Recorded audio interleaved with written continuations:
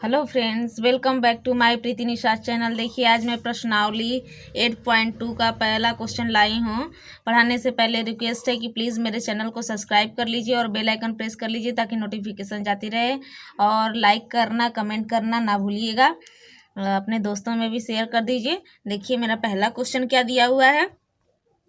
एक व्यक्ति के वेतन में 10% वृद्धि होती है।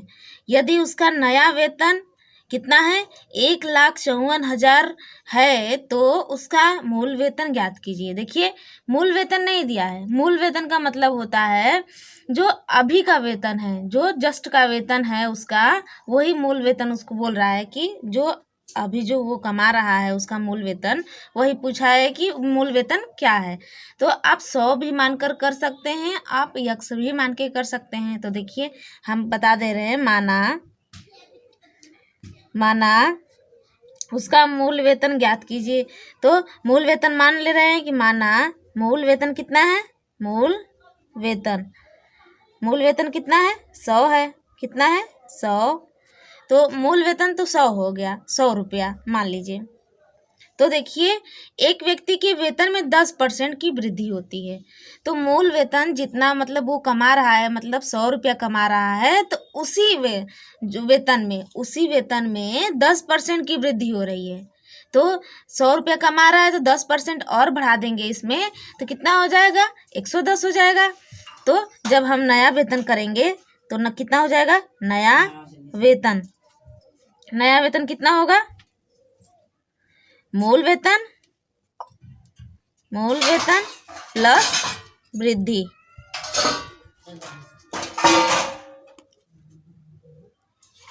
देखिए, नया वेतन, मूल वेतन क्या होगा, मूल वेतन 100 है, 100 रुपया माने हैं, और वृद्धि कितना है, 10 है।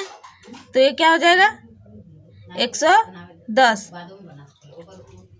फिर देखिए, ये 110 रुपया हो जाएगा। नया वेतन कितना हो जाएगा, 110 रुपया हो जाएगा, क्योंकि 10% की वृद्धि हुई है और पूरा मिला के 110 रुपया हो गया। अकॉर्डिंग टू क्वेश्चन के अनुसार क्या हुआ, देखिए, एक व्यक्ति के वेतन में 10% की वृद्धि हो रही है, मतलब मूल वेतन में 10% की वृद्धि हुई। मूल वेतन हमने 100 रुपया मान लिया है, तो जब 10% में 100 जो मूल वेतन है उसमें 10% की जब वृद्धि हुई तो वो 110 रुपया हो गया।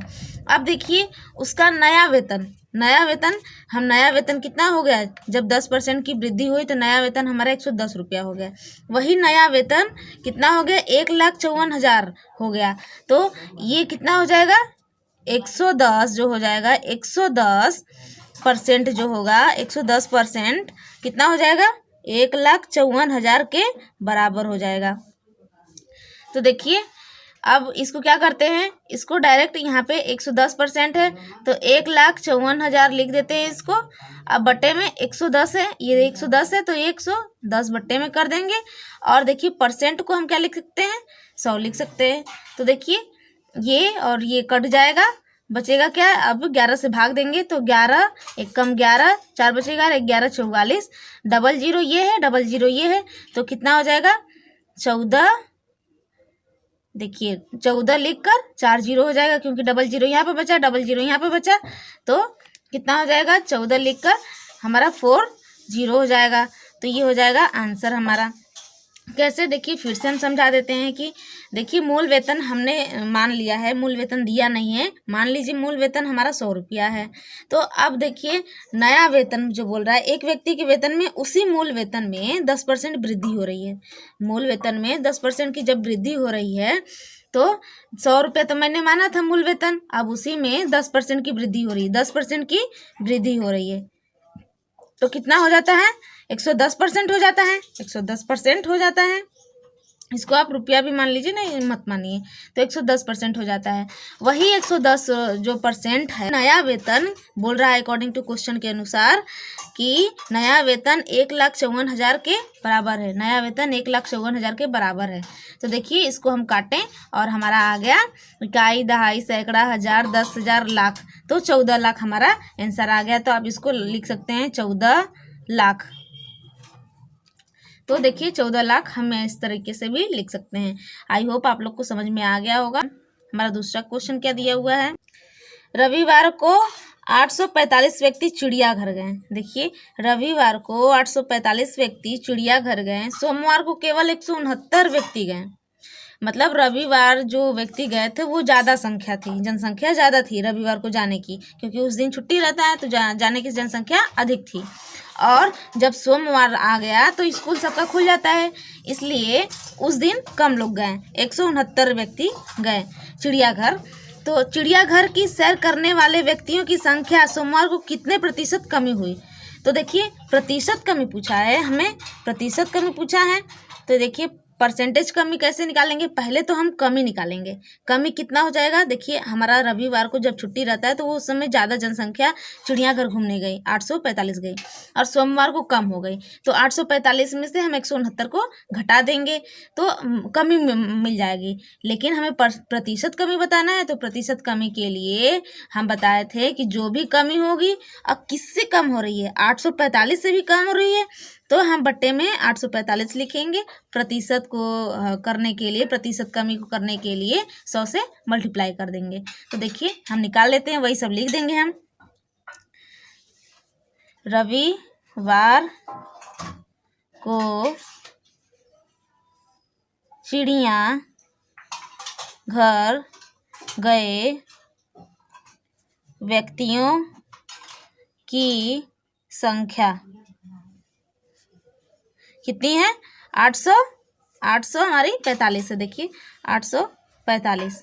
अब देखिए रविवार को, सोमवार को कितने लोग गए, सोमवार को जाने वाले की संख्या, सोमवार को जाने वाले की संख्या जो हो जाएगी वो पूरा वैल्यू हम लिख देंगे इसको। उसकी जो संख्या है कितनी है, 169 है। अब देखिए हमें कमी निकालना है, तो हम कमी कैसे निकालेंगे, सोमवार को व्यक्तियों की संख्या में कमी। तो देखिए सोमवार को यहाँ लिखेंगे, सोमवार को व्यक्तियों की संख्या में कमी। कितनी कमी हो जाएगी, 845 पहले थी और हमारा सोमवार को कितने लोग गए, 169 लोग गए। जब हम इसमें से घटा देंगे तो हमारा पता चल जाएगा कि कितने कम लोग गए हैं सैर करने, मतलब चिड़ियाघर सैर करने गए हैं।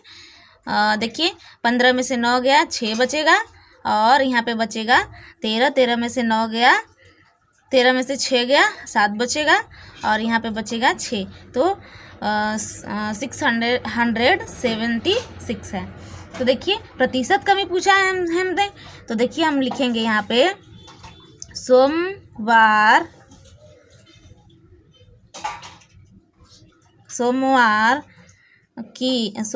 को व्यक्तियों की संख्या में प्रतिशत कमी। तो देखिए कैसे निकालेंगे कमी, यहाँ हम लिख लेते हैं प्रतिशत कमी कैसे निकालेंगे।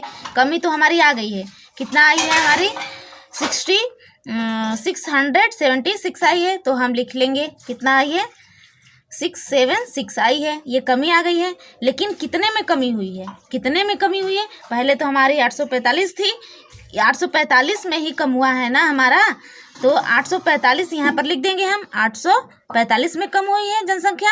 अब प्रतिशत पूछ रहा है, प्रतिशत कमी के लिए हम 100 से मल्टीप्लाई कर देते हैं। अब देखिए क्या हो जाता है, अब इसको हम काट लेंगे, तो काटेंगे तो देखिए इसको इससे डिवाइड करेंगे तो 5 दूनी के 10, 0, 5 एकम 5, कितना बचा, 3 बचा, तो 5 छक्का 30 और 5 नवा 45। इस तरीके से हम पूरा काट लेंगे।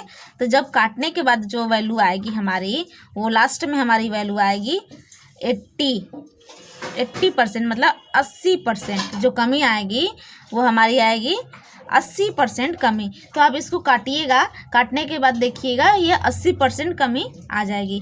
तो आई होप आप लोग को दूसरा क्वेश्चन भी समझ में आ गया होगा। तो अगर आप लोग को नहीं समझ में आया तो मेरे वीडियो को पीछे करके देख लीजिएगा।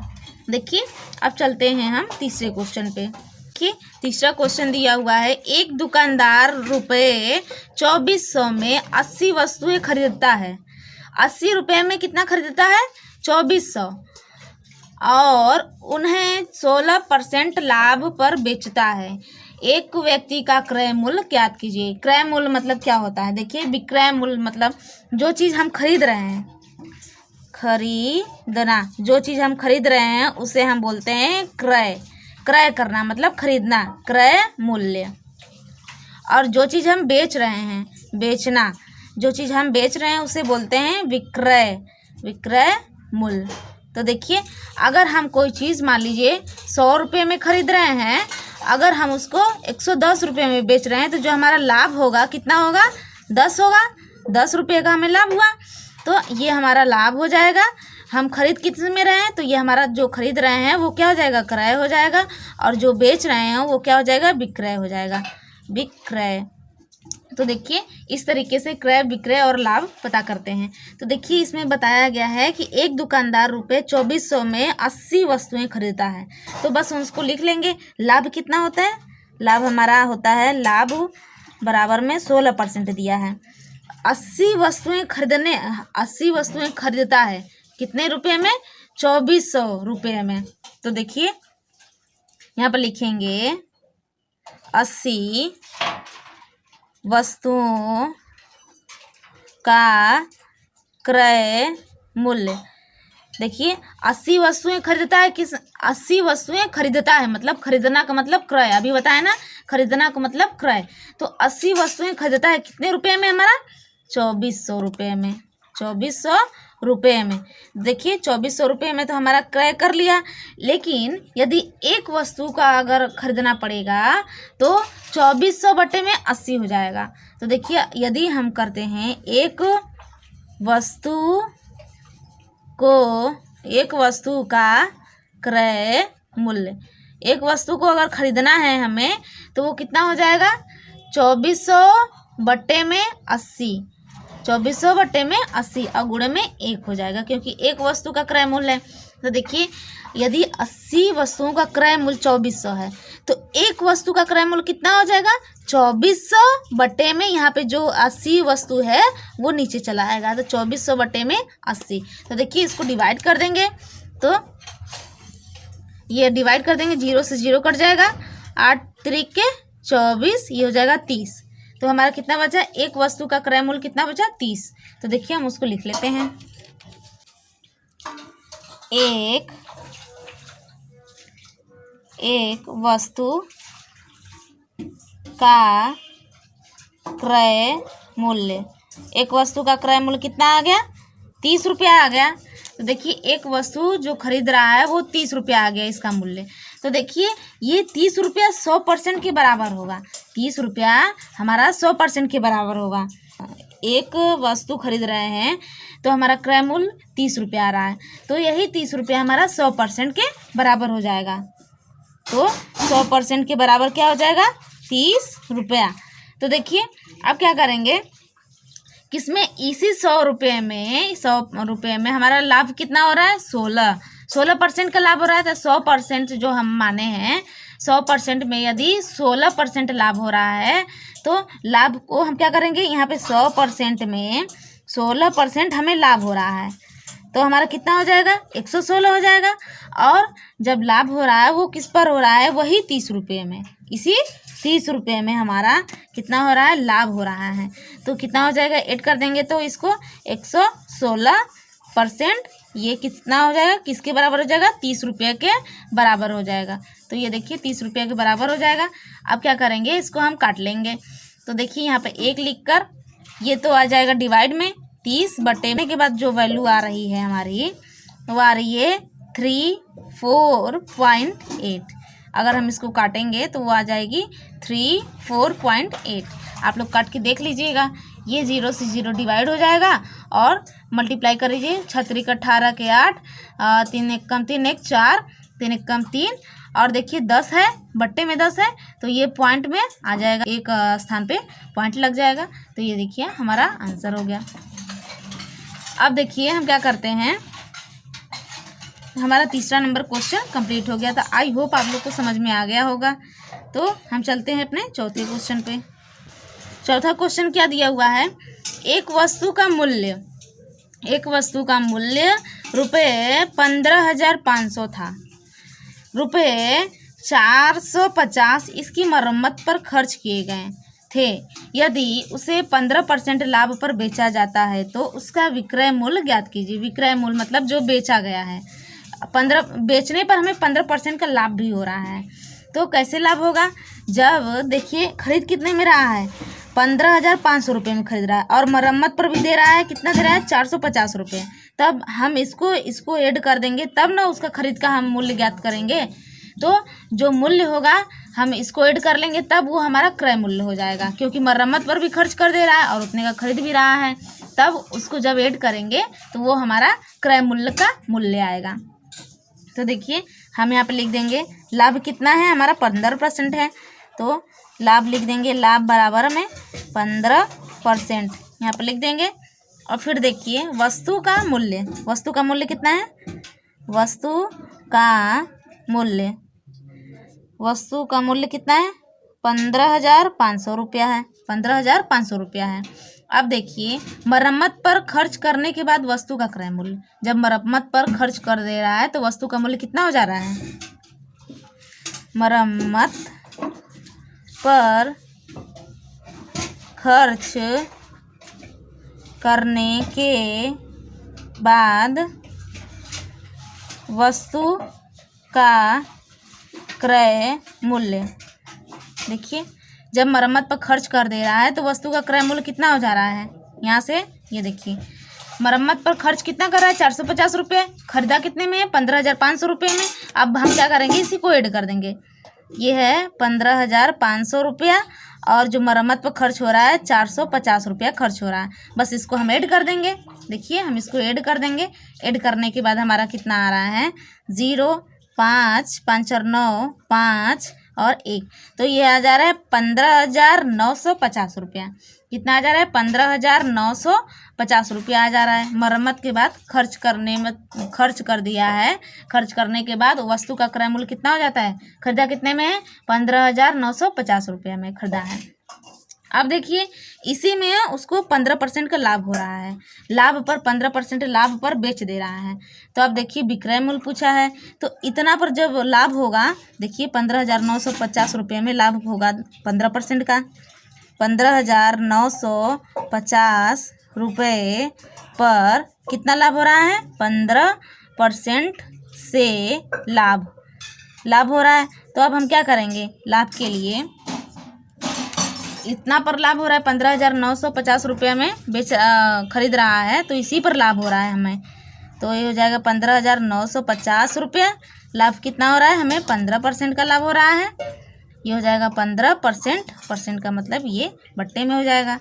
तो अब क्या करेंगे, इसको काट लेंगे, 5 तिहाई 15, 5 दूनी के 10। अब इसको मल्टीप्लाई करके कर लेंगे, इसका वैल्यू जो आ जाएगा हमारा कितना आ जाएगा, 2,349.5 रुपये आ गया। तो देखिए ये आ गया, इतना लाभ हो गया। अब विक्रय मूल्य कितना हो जाएगा, ये फार्मूला होता है विक्रय मूल्य का फार्मूला। देखिए हम फार्मूला बता दे रहे हैं, लाभ बराबर होता है, लाभ बराबर में क्रय मूल्य विक्रय मूल्य माइनस क्रय मूल्य, ये फार्मूला होता है। तो हमें बताना क्या है, विक्रय मूल्य बताना है। तो आप देखिए हम क्या करते हैं, लाभ हमारा दिया है 15%, लाभ हमारा कितना हुआ है, 15%, जो लाभ हुआ है 15% से हमारा लाभ कितना हुआ है। अब इसको हम क्या कर देते हैं, विक्रय मूल्य निकालना है, विक्रय मूल्य निकालना है। तो हमारा हो जाएगा लाभ प्लस क्रय मूल्य, ये हो जाएगा हमारा फार्मूला विक्रय मूल्य निकालने के लिए। तो लाभ प्लस क्रय मूल्य हो जाएगा। अब देखिए विक्रय मूल्य ये हमसे पूछा है, लाभ हमारा कितना हो रहा है, 2,349.5 हो रहा है लाभ, और क्रय मूल्य कितना दिया है, 15,950 रुपया हमारा क्रय मूल्य है। अब इसको हम ऐड कर देंगे, ऐड करने के बाद जो भी वैल्यू आएगी वो हमारा हो जाएगा विक्रय मूल्य। देखिए हमारा ऐड करने पर इतना वैल्यू आ गया। तो यही हो गया हमारा आंसर, विक्रय मूल्य हमारा इतना हो गया। तो देखिए आज के लिए इतना ही, कल हम पढ़ाएंगे तो प्लीज़ मेरा वीडियो अगर आप लोग को अच्छा लगा हो तो मेरे चैनल को सब्सक्राइब करना ना भूलिएगा और बेल आइकन प्रेस कर लीजिए। धन्यवाद।